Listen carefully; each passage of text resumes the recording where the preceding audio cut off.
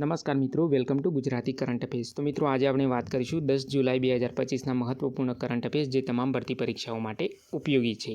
જો તમે આવા ને એવા વિડીયો રોજ મેળવવા માંગતા હોય તો ચેનલને આજે સબસ્ક્રાઇબ કરો અને વિડીયોને લાઇક કરવાનું ભૂલતા નહીં। પ્રશ્ન 1, તાજેતરમાં આઈપીએલની સૌથી મૂલ્યવાન ટીમ કઈ બની છે? તો જવાબ છે રોયલ ચેલેન્જર્સ બેંગ્લોર આરસીબી। પ્રશ્ન 2, તાજેતરમાં વિશ્વ બાયો ઉત્પાદન દિવસ 2025 ક્યારે મનાવવામાં આવ્યો છે? તો જવાબ છે 7 જુલાઈના રોજ। પ્રશ્ન 3, તાજેતરમાં કયા કેરેબિયન દેશમાં ભારતીય પ્રવાસીઓ માટે યુપીઆઈ સેવાઓ શરૂ કરવામાં આવી છે? તો જવાબ છે ત્રિનિદાદ અને ટોબેગો દેશમાં। પ્રશ્ન 4, તાજેતરમાં પ્રસિદ્ધ ફૂટબોલ ખેલાડી પીટર રૂફાઈનું અવસાન થયું છે, તેઓ કયા દેશના હતા? તો જવાબ છે નાઇજીરિયાના। પ્રશ્ન 5, તાજેતરમાં કેરળનું પ્રથમ સ્કિન બેંક કયા સ્થળે ખુલનાર છે? તો જવાબ છે તિરુવનંતપુરમ ખાતે।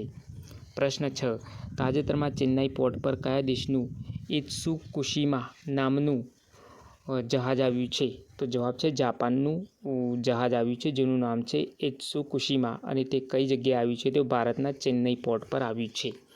પ્રશ્ન 7, તાજેતરમાં NITI Aayog NER-SDG index report 2023-24 મુજબ કયો જિલ્લો ટોચે રહ્યો છે? તો જવાબ છે મિઝોરમનો હનહથિયાલ નામનો જિલ્લો ટોચ પર રહ્યો છે। પ્રશ્ન 8, તાજેતરમાં કયા ખેલાડીએ સૌથી ઝડપી અંડર-19 વનડે શતક ઓડીઆઈ સદી બનાવી છે? તો જવાબ છે વૈભવ સૂર્યવંશીએ।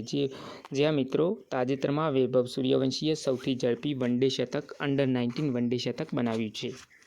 પ્રશ્ન 9, તાજેતરમાં સુકન્યા સોનોવાલ કયા આઈઆઈટી સંસ્થાથી જોડાયેલી છે? તાજેતરમાં ચર્ચામાં રહેલી સુકન્યા સોનોવાલ નામની મહિલા કઈ આઈઆઈટી સંસ્થા સાથે જોડાયેલી છે? તો જવાબ છે આઈઆઈટી ગૌહાટી અને આઈઆઈટી ગૌહાટી કયા રાજ્યમાં આવેલી છે? તો આસામ રાજ્યમાં।